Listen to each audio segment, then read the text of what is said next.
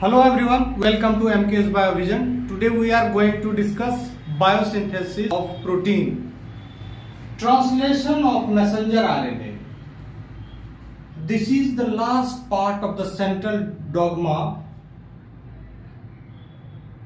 in which the information in nucleotide is translated into information in proteins. तो ये जो process है इसको तीन भाग में बांटा जा सकता है, initiation, elongation and termination. Initiation is all the three processes requires some factors that regulate these processes. Initiation को रेगुलेट करने के लिए इनिशिएशन फैक्टर 1, इनिशिएशन फैक्टर 2 और इनिशिएशन फैक्टर 3 होते हैं. इसी तरह से इलोंगेशन को रेगुलेट करने के लिए इलोंगेशन फैक्टर होते हैं, elongation factor TU, elongation factor TS and elongation factor G. Elongation factor TU को इलोंगेशन फैक्टर 1A और इलोंगेशन फैक्टर TS को इलोंगेशन फैक्टर 1 भी कहा जाता है. इलोंगेशन फैक्टर G को इलोंगेशन फैक्टर 2 भी कहा जाता है. इन फैक्टर्स का स्पेसिफिक रोल हम लोग देखेंगे जब हम लोग एक प्रोसेस को वन बाय वन डिस्कस करेंगे. यहां हम देख रहे हैं कि पहला जो प्रोसेस है, first process translation, initiation of translation. Translation के इनिशिएशन के लिए शुरुआत में क्या चाहिए? राइबोसोम्स जो प्रोकैरियोट के होते हैं वो दो सब यूनिट्स के 70S होते हैं, जो दो सब यूनिट्स 30S और 50S से मिलकर बनता है. 30S और 50S से मिलकर बनता है. तो ये जो राइबोसोम्स हैं ये शुरुआत में असेंबल्ड नहीं रहते हैं, ये सीक्वेंशियली मैसेंजर आरएनए के साथ एक खास सीक्वेंस में असेंबल्ड होते हैं. यहां मैंने देखा है कि ये 30S राइबोसोम सबसे पहले 30S राइबोसोम के अंदर एक 16S आरएनए होता है जिस पर एक खास तरह का सीक्वेंस पाया जाता है. अब ये जो 30S राइबोसोम है ये बाइंड करता है मैसेंजर आरएनए से. ये मैसेंजर आरएनए है. मैसेंजर आरएनए में इनिशिएशन कोडोन और टर्मिनेशन कोडोन पाए जाते हैं. इनिशिएशन होता है, इनिशिएशन AUG से शुरू होता है और टर्मिनेशन में टर्मिनेशन कोडोन UAA, UAG और फिर UGA. ये तीन टर्मिनेशन कोडोन पाए जाते हैं. यहां आके ये टर्मिनेशन होता है. बीच का प्रोसेस जो है वो इलोंगेशन का है. तो जब बाइंड होता है मैसेंजर आरएनए के साथ 30S राइबोसोम बाइंड होता है, उसके लिए सबसे पहले ये बाइंड होता है एक खास सीक्वेंस से जिसको हम साइन डालगार्नो सीक्वेंस कहते हैं. ये जो साइन डालगार्नो सीक्वेंस है ये AGG यानी कि ये जो खास सीक्वेंस है ये 10 से 12 न्यूक्लियोटाइड अप स्ट्रीम अवेलेबल रहता है AUG सीक्वेंस से, जो इनिशिएशन जो एक स्टार्टिंग कोडोन है. स्टार्टिंग कोडोन से इधर पाया जाता है, ये अप स्ट्रीम पाया जाता है. राइबोसोम सीधा सीधा AUG पर आके नहीं लगता है, वो बाइंड करता है. राइबोसोम 30S राइबोसोम बाइंड करता है साइन डालगार्नो सीक्वेंस से, क्योंकि ये जो सीक्वेंस है इसी का कॉम्प्लीमेंट्री सीक्वेंस 16S राइबोसोम्स पर पाया जाता है. ये 16S राइबोसोम्स पर ये सीक्वेंस पाया जाता है, इसी से ये 30S सब यूनिट राइबोसोम का यहां बाइंड करता है. अब ये 5 प्राइम 3 प्राइम डायरेक्शन में बढ़ता है, स्कैन करता है मैसेंजर आरएनए को. मैसेंजर आरएनए को स्कैन करता है, तब तक ये स्कैन करता है जब तक कि इसको कोई स्टार्टिंग कोडोन न मिल जाए. Starting codon in most of the cases AUG ही होता है, रेयरली कभी कभी GUG होता है. तो AUG को देखता है कि यहां कहां इसको स्टार्टिंग कोडोन मिला है, स्टार्टिंग कोडोन पर आके ये राइबोसोम रुक जाता है. राइबोसोम यहां फर्स्ट स्टार्टिंग कोडोन है, यहां इसने बाइंड कर लिया। इस प्रोसेस को कराने के लिए इनिशिएशन फैक्टर 1 और इनिशिएशन फैक्टर 3 की जरूरत पड़ती है। इनिशिएशन फैक्टर 1 और इनिशिएशन फैक्टर 3 सबसे पहले बाइंड करता है, 2 बाद में बाइंड करता है। इनिशिएशन फैक्टर 1 और 2 इस बात को भी इंश्योर करता है कि कहीं 50s जो राइबोसोमल सब यूनिट है, लार्जर सब यूनिट है, वो मैसेंजर आरएनए पर पहले बाइंड ना कर जाए। यानी कि एयूजी के बाइंड करने के बाद आता है कि एयूजी पर ये स्मॉलर सब यूनिट बाइंड कर गया। इसके बाद एक transfer RNA, proper transfer RNA आता है एयूजी का। एयूजी के लिए जो ट्रांसफर आरएनए है, एयूजी के लिए कोडोन मेथियोनिन होता है। प्रोकैरियोट के केस में ये इस मेथियोनिन का फॉर्माइलेशन होता है, फॉर्माइलेशन हो जाता है। ये यू बैक्टीरिया का कैरेक्टरिस्टिक्स है, यू बैक्टीरिया का कैरेक्टरिस्टिक्स है। आर्किया और यूकैरियोट्स में फॉर्माइलेशन नहीं होता है। तो ये N formylated methionine is the first amino acid that comes into the process. ये इनिशिएशन में सबसे पहले यही आता है, N formylated methionine, first amino acid. तो इसको लाने के लिए जो इसका आरएनए है वो transfer RNA, specific transfer RNA है मेथियोनिन के लिए। इसके लिए हम इसको ट्रांसफर आरएनए एफमेट कहते हैं। यानी कि ये ट्रांसफर आरएनए मेथियोनिन को लाता है। इसको जोड़ने के लिए इस प्रोसेस को मेथियोनिन के साथ ट्रांसफर आरएनए को जोड़ने के लिए एक स्पेसिफिक एंजाइम होता है, that is called amino acyl transfer RNA synthetase. तो किसी खास एमिनो एसिड को, किसी खास ट्रांसफर आरएनए को वो ये एंजाइम जोड़ता है, क्योंकि उस ट्रांसफर आरएनए के पास इस पर्टिकुलर एमिनो एसिड के एंटीकोडोन होते हैं। तो वो enzyme amino acyl transfer RNA synthetase amino acid को ट्रांसफर आरएनए से जोड़ता है। The process is called charging of transfer RNA और activation of amino acid. Amino acid कभी भी सीधे डायरेक्टली जुड़ के पेप्टाइड बॉन्ड का फॉर्मेशन नहीं करता। ये जब भी आता है ट्रांसफर आरएनए के साथ आता है, और ट्रांसफर आरएनए क्या करता है, ये कोडोन को रीड करते हुए आता है। यानी कि कोडोन के हिसाब से आता है, और इस तरह से मैसेंजर, ये जो एमिनो एसिड भी होते हैं कोडोन के हिसाब से ही आके लगते हैं, और पेप्टाइड पॉलीपेप्टाइड का इलोंगेशन होता है। अब यहां हम देखते हैं कि एक particular amino acid N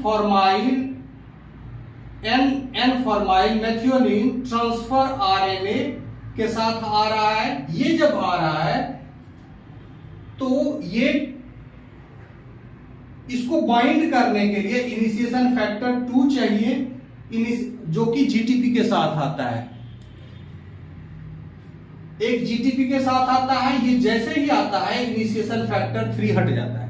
initiation factor 3 हट जाता है। अब बच कौन गया है, इनिशिएशन फैक्टर 1 और 2, 3 हट गया है।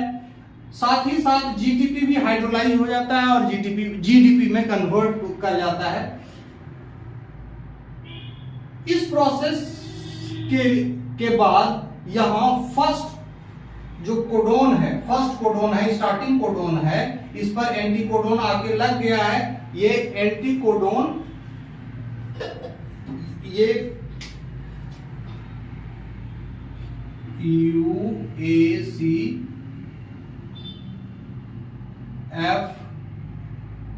में ये आके यहां लग गया है। इसके लगने के बाद ध्यान में रहे कि ये जब फर्स्ट कोडोन आके लगता है वो हमेशा राइबोसोम के पेप्टिडाइल ट्रांसफरेज साइट पर लगता है, यानी पी साइट पर लगता है। राइबोसोम्स के तीन साइट होते हैं, exit site, peptidyl transferase site और एमिनो एकाइल साइट, यानी कि एमिनो एसिड जो फ्रेश एमिनो एसिड है वो इसी पर आता है। लेकिन first amino acid that is methionine, N formyl methionine, वो सबसे पहले पी साइट पर आता है। तो ये देखिए सबसे पहले पी साइट पर आके लग गया और यहां ट्रांसफर आ रहे। अभी इस स्टेज तक राइबोसोम पर केवल यहां केवल 30S सब यूनिट ही जुड़ा हुआ है, अभी लार्जर सब यूनिट नहीं आया। इसके बाद लार्जर सब यूनिट आता है, लार्जर सब यूनिट यानी कि 50S। इसके आने के साथ ये सारे के सारे जो फैक्टर हैं ये हट जाते हैं। इनिशिएशन फैक्टर 1, इनिशिएशन फैक्टर 2 और और जीटीपी, जो जीटीपी यहाँ हुआ था वो भी हाइड्रोलाइज करके यहाँ रिमूव हो जाता है और ये 50S राइबोसोम आगे 30S राइबोसोम से बाइंड कर जाता है। 30S राइबोसोम से अब बाइंड कर गया, नाउ राइबोसोम इज कंप्लीट। ये 70S राइबोसोम बन गया है। अब इस राइबोसोम पर इधर एमिनो एकाइल साइट है और यहां एग्जिट साइट है, ये तो पी साइट पर बाइंड किया है। अब इस साइट पर नए ट्रांसफर आरएनए आएंगे जिस पर एमिनो एसिड होगा, चार्ज ट्रांसफर आरएनए या एमिनो एकाइलेटेड ट्रांसफर आरएनए बन आएगा और ये फिर इसके साथ पेप्टाइड बॉन्ड का फॉर्मेशन करेगा और फिर क्या होगा कि ये जो पी साइट पर है ये पूरा का पूरा राइबोसोम 1 कोडोन मूव करेगा ahead. It will move ahead by 1 codon, 1 triplet. एक ट्रिपलेट ये आगे की तरफ मूव करेगा तो पी साइट का जो ट्रिपलेट है वो एग्जिट साइट पर चला जाएगा और एमिनो एकाइल साइट पर पी साइट का ट्रिपलेट एग्जिट साइट पर चला जाएगा और एमिनो एकाइल साइट जो ए साइट है वो पी साइट पर चलाएगा। तो इस तरह से ये बाद में हम देखते हैं इलोंगेशन होता है और इलोंगेशन प्रोसेस को बहुत सारे फैक्टर हैं, यहां भी 3 फैक्टर हैं, ये इसको कंट्रोल करते हैं। इलोंगेशन फेज में हम देखते हैं कि ये 70S राइबोसोम है, एक इनिशिएशन कॉम्प्लेक्स जो कि पहले फेज में यानी कि इनिशिएशन फेज में बन चुका है। अब ये इनिशिएशन कॉम्प्लेक्स है, इनिशिएशन कॉम्प्लेक्स है।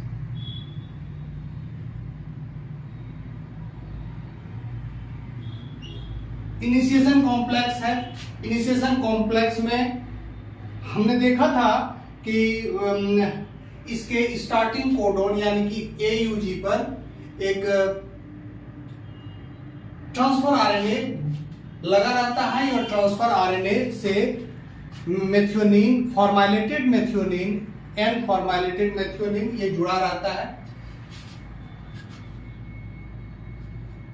अब ये इनिशिएटर कोडोन है, इनिशिएटर कोडोन पर ये इनिशिएटर एमिनो एसिड है, ये लगा हुआ है। 70S यूनिट है। ये क्या करता है, अब इसमें इलोंगेशन, यहीं से इसके बाद इलोंगेशन फेज शुरू होता है। फर्स्ट जो था ट्रांसफर आरएनए वो पी साइट पर लगा था, अगला जो भी ट्रांसफर आरएनए आएगा वो ए साइट पर लगेगा, इस साइट पर लगेगा। यहां हम देख रहे हैं कि इसको लाने के लिए second amino acid according to the requirement of codon, UCC है कोडोन, तो इसके लिए जो सेकेंड एमिनो एसिड होगा वो सेरीन कैरिंग एमिनो एसिड होगा, यानी कि सेराइल टीआरएनए जिसको हम कहते हैं, सेरीन कैरिंग टीआरएनए। तो ये सेरीन कैरिंग स्पेसिफिक टीआरएनए होगा और इसको लाने के लिए एमिनो एकाइल साइट पर यानी कि ए साइट पर इसको बाइंड करवाने के लिए जो फैक्टर काम करेगा वो है elongation factor TU। It will come with the GTP। ये GTP के साथ आएगा, जो फाइनली GTP यहां उसके बाद हाइड्रोलाइज हो जाएगा। इसके बाइंड करने के बाद ये हाइड्रोलाइज हो जाएगा और इलोंगेशन फैक्टर TU GTP अलग हो जाएगा। Elongation factor TU GTP amino acyl site पर सेरीन tRNA को बाइंड कराने के बाद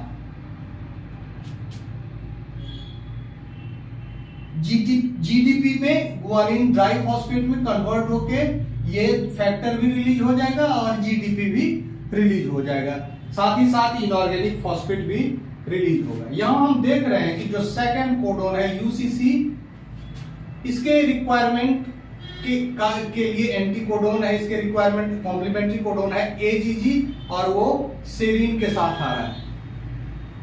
इस tRNA के लिए सेरीन, इसका जो कॉग्नेट एमिनो एसिड है वो सेरीन है, कॉरस्पॉन्डिंग एमिनो एसिड सेरीन है, वो सेरीन आके यहां लग गया है। सेकंड जो पार्ट है उसका वो है पेप्टाइड बॉन्ड का फॉर्मेशन। पेप्टाइड बॉन्ड का formation between amino group of serine and carboxylic group of methionine, यानी कि हर न्यूक्लियोटाइड का जो कार्बोक्सिलिक ग्रुप है वो tRNA से बाइंड किया हुआ रहता है एस्टर बॉन्ड के थ्रू, और इसका एन ग्रुप फ्री रहता है, एमिनो ग्रुप इसका फ्री रहता है।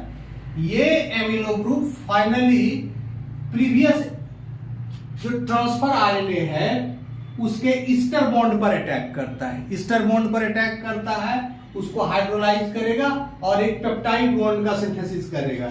यहां देख रहे हैं कि पेप्टाइड बॉन्ड का सिंथेसिस हो गया है, पेप्टाइड बॉन्ड का फॉर्मेशन हुआ है। पेप्टाइड बॉन्ड का फॉर्मेशन के लिए जो एंजाइम होता है peptidyl transferase is found in this 50S। 50S में क्या पाया जाता है? Peptidyl transferase. Peptidyl transferase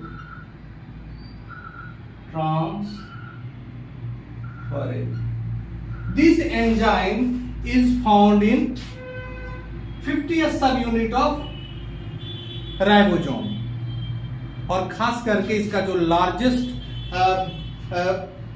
ribosomal RNA है that is 23S ribosome in case of prokaryote. इसी के पास ये एक्टिविटी होता है पेप्टिडाइल ट्रांसफरेज एक्टिविटी, और इसके कारण ये यहां बाइंड करता है। बाइंड करने के बाद ये पेप्टाइड बॉन्ड बन गया। ये क्या बन गया? पेप्टाइड बॉन्ड का फॉर्मेशन हो गया, पेप्टाइड बॉन्ड का फॉर्मेशन हो गया। इसके बाद लास्ट पार्ट है इसका, थर्ड फेज है ट्रांसलोकेशन का। The entire ribosome will move one triplet ahead, एक ट्रिपलेट या एक कोडोन वो आगे मूव कर जाता है इन 5 prime 3 prime direction. 5 prime 3 prime direction में ये एक कोडोन आगे मूव करता है। जब ये एक कोडोन आगे मूव करता है तो इसके अंदर एक नया कोडोन आ जाता है, एक नया कोडोन आता है, और इसके अंदर जो राइबोसोमल का जो स्पैनिंग एरिया था उससे एक कोडोन बाहर निकल जाता है। एक न्यू कोडोन अंदर चला आता है और इसके अंदर जो इम्बेडेड कोडोन था एक कोडोन वो बाहर चला जाता है, यानी कि AGA बाहर चला आ जाएगा और GAG अंदर चला जाएगा। तो यहां देखते हैं इसके लिए भी एक इलोंगेशन फैक्टर चाहिए, that is elongation factor G। ये भी GTP के साथ आता है और फाइनली हाइड्रोलाइज करके इलोंगेशन फैक्टर G GTP होता है और इनऑर्गेनिक फॉस्फेट भी रिलीज होता है। तो इस तरह से ये ट्रांसलोकेशन कराता है। ट्रांसलोकेशन कराने के साथ क्या होता है कि इसके अंदर राइबोसोम के अंदर जो भी ट्रांसफर RNA है उसके पोजीशन बदल जाते हैं। पोजीशन बदल जाता है।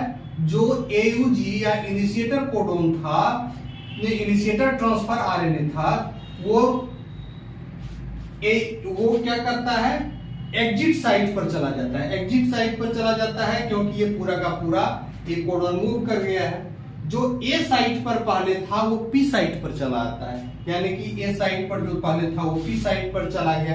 अब ए साइट खाली हो गई, ए साइट खाली हो गया। जब ए साइट खाली हो गया तब यहां जो कोडॉन एक्सपोज हुआ है वो है GAG। इसके कॉरस्पॉन्डिंग एंटीकोडॉन CUC है और इसके साथ जो ट्रांसफर आने पर ये कोडॉन किसके लिए है? ग्लूटामिक एसिड के लिए। अब ये ग्लूटामिक एसिड इसमें ए साइट पर फिर बाइंड करेगा, ए साइट पर फिर बाइंड करेगा और ए साइट पर फिर बाइंड किया। ये ए साइट पर नया एमिनो एसिड को लाने की प्रक्रिया के साथ ही इलोंगेशन साइकिल ये शुरू हो जाता है। नेक्स्ट इलोंगेशन साइकिल शुरू हो जाता है। इलोंगेशन साइकिल का पहला फेज है ये यहां एक नया transfer RNA, charge transfer RNA या एमिनो एकाइलेटेड ट्रांसफर आरएनए का ए साइट पर आना। दूसरा है पेप्टाइड बॉन्ड का फॉर्मेशन। तीसरा है ट्रांसलोकेशन। ट्रांसलोकेशन के बाद एक यहां फिर ए साइट एम्प्टी हो गया है, यहां अब नया एमिनो एसिड आएगा। इस तरह से ये साइकिल चलता है।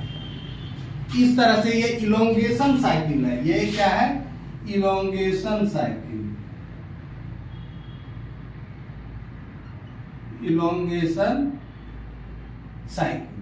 ग्लूटामिक एसिड के बाद जो अगला एमिनो एसिड है वो होगा एस्पार्टिक एसिड। तो इस तरह से हम देखते हैं क्या कि नया यहां डाइपेप्टाइड बना है, डाइपेप्टाइड बना, फिर ये आ जाएगा तो ट्राइपेप्टाइड बनेगा, पेंटापेप्टाइड। इस तरह से ये पेप्टाइड बॉन्ड का फॉर्मेशन होगा और एमिनो एसिड चेन का इलोंगेशन होता रहेगा till there is stop codon. कहीं इसमें के अंदर यानी कोई स्टॉप कोडॉन आ जाए तब तक ये होता रहेगा, क्योंकि स्टॉप कोडॉन के लिए कोई एमिनो एसिड नहीं होता है इसके लिए। तो स्टॉप कोडॉन पर ये आके यहां रुकता है और वो रिलीज कराता है या टर्मिनेशन कराता है। यहां हम देख रहे हैं कि एक चीज जो सबसे ज्यादा जरूरी है इलोंगेशन के लिए, नए एमिनो एसिड का ए साइट पर आना। तो ये TUGTP का रीजेनरेट होना बहुत जरूरी है। वो किससे जरूरी होता है? तो ये बन गया है TU, इलोंगेशन फैक्टर TU, और यहां GDP बन गया है। तो GTP से GDP जो बन गया है तो ये इसको रिसाइकिल होना जरूरी है। इसको क्या करते हैं? रिसाइकिल करते हैं ताकि इलोंगेशन का दूसरा साइकिल हो सके। अब ये एक साइकिल के बाद इलोंगेशन फैक्टर TUGTP से इलोंगेशन फैक्टर TUGDP बना और फिर ये इलोंगेशन फैक्टर TUGTP बनता है। ये कैसे बनता है? ये बनता है इलोंगेशन फैक्टर TU और इलोंगेशन फैक्टर TS के एक्सचेंज साइकिल के थ्रू। यहां हम देख रहे हैं कि ये GTP है, यानी कि ये इसको फिर बनना है इसके साथ GTP लगना है इलोंगेशन फैक्टर TU के साथ। यहां देखते हैं इलोंगेशन फैक्टर TS, एक दूसरा फैक्टर आता है इलोंगेशन फैक्टर TS जो इसको हेल्प करता है। जैसे ही TS आता है इसके साथ लगा हुआ GTP हट जाता है, ग्वानोसिन डाइफॉस्फेट हट जाता है और हटने के बाद elongation factor TU elongation factor TS के साथ एक कॉम्प्लेक्स बना लेता है। ये कॉम्प्लेक्स बना, इंटरमीडिएट कॉम्प्लेक्स बना। इसके बाद GTP आता है।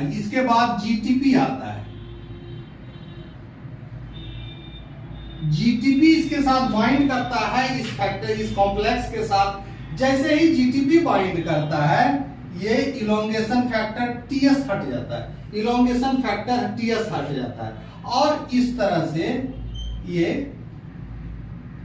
इलोंगेशन फैक्टर टीयूजीटीपी बना, और इसी फैक्टर का यहां जरूरत है, इसी फैक्टर का यहां जरूरत है। ये फैक्टर यह देखिए इसी जगह, ये इसी फैक्टर का इस जगह पे जरूरत है, और ये साइकिल इस तरह से यहां होता है। Third part of protein synthesis is termination phase of protein synthesis. Third part is the phase in which the peptide is released from the ribosome and different components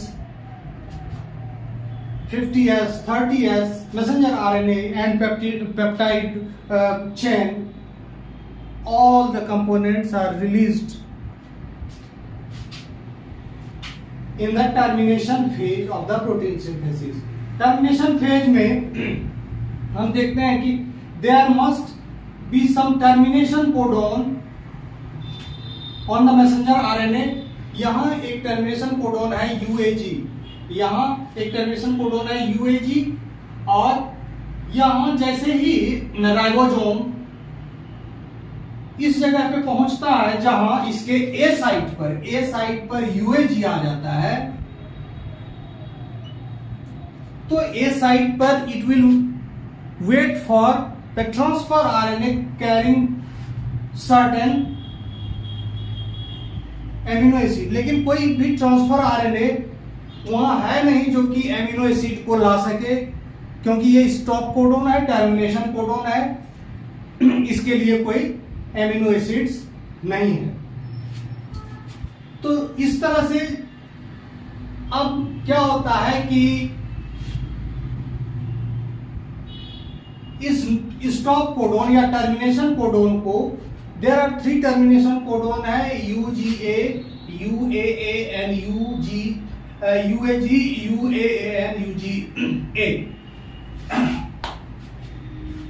इस प्रोसेस रिलीज, ये peptide को release कराने के लिए, termination कराने के लिए 3 factors होते हैं, जिसको टर्मिनेशन फैक्टर या रिलीज फैक्टर 1, 2 और 3 के नाम से जाना जाता है। रिलीज फैक्टर 1, 2 और 3 के नाम से जाना जाता है। रिलीज फैक्टर 1 जो है ये यूएजी और यूएए को आइडेंटिफाई करता है, ये 2 कोडोन को आइडेंटिफाई करता है, स्टॉप कोडोन को आइडेंटिफाई करता है, जबकि रिलीज फैक्टर 2 यूएए को आइडेंटिफाई करता है, साथ साथ ये यूजीए को आइडेंटिफाई करता है। यानी कि यूएए को दोनों फैक्टर आइडेंटिफाई करता है, चाहे ये रिलीज फैक्टर 1 हो या रिलीज फैक्टर 2 हो, दोनों इसको आइडेंटिफाई करता है।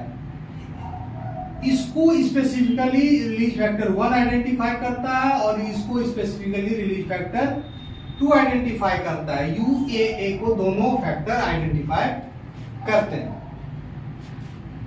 अब ये डिपेंड करता है कि कौन सा स्टॉप कोडॉन या टर्मिनेशन कोडॉन इस जगह पर है। यदि यूएजी है तो रिलीज फैक्टर 1 आएगा, यदि यूजीए होगा तो रिलीज फैक्टर 2 आएगा, और यदि यूएए है तो दोनों में से कोई भी टर्मिनेशन फैक्टर यहां या रिलीज फैक्टर इस जगह पर आ सकता है।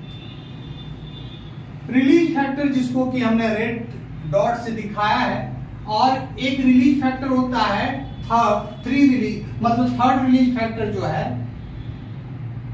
उसका काम है जीटीपी को लाना, और ये कहीं और भी बाइंड करेगा। ये रिलीज फैक्टर 3 है। रिलीज फैक्टर 1 और 2 binds at amino acylate site of this ribosome, but release factor 3 will bind somewhere else in the ribosome। ये जो है स्टॉप कोडॉन या टर्मिनेशन कोडॉन पर बाइंड नहीं करता है। ये रिलीज फैक्टर अपने साथ, ये RF1 हो या RF2 हो, अपने साथ वाटर मॉलिक्यूल को लाता है।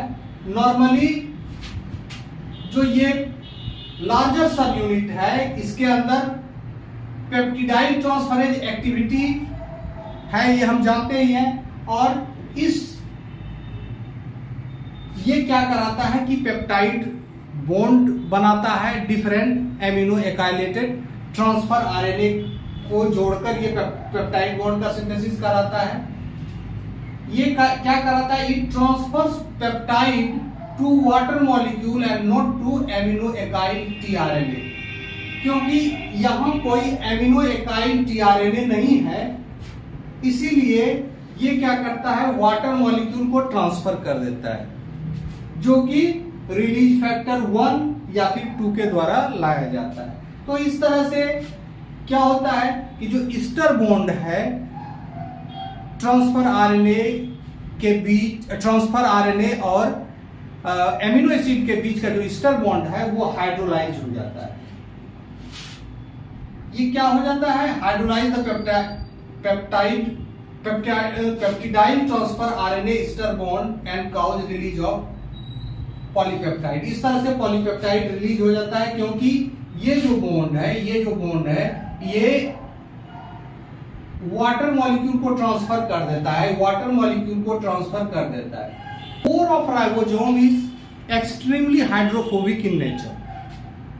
यदि इसके अंदर वाटर चला आए तो प्रीमैच्योर टर्मिनेशन होता है, हाइड्रोलाइसिस हो जाता है पेप्टाइड बॉन्ड का, और जो पॉलीपेप्टाइड है वो रिलीज हो जाता है।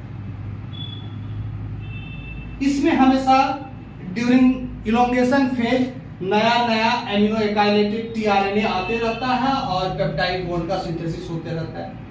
लेकिन टर्मिनेशन के समय जब कोई स्टॉप कोडोन इस जगह पर आ गया है तो इसके लिए कोई सुटेबल ट्रांसफर आरएनए नहीं है। ये स्टॉप कोडोन है, टर्मिनेशन कराने वाला है, इसके लिए ना तो ट्रांसफर आरएनए है और ना ही कोई एमिनो एसिड है।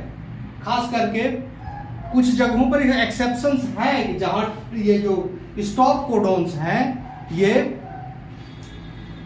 किसी न किसी एमिनो एसिड्स को कोड करते हैं, जैसे पायरोलाइसिन हुआ या सेलिनोसिस्टीन हुआ, जो कंटेक्स्ट बेस्ड कोडोन है, कुछ बैक्टीरिया में पाए जाते हैं। लेकिन जनरली ये सारे स्टॉप कोडोन ही हैं।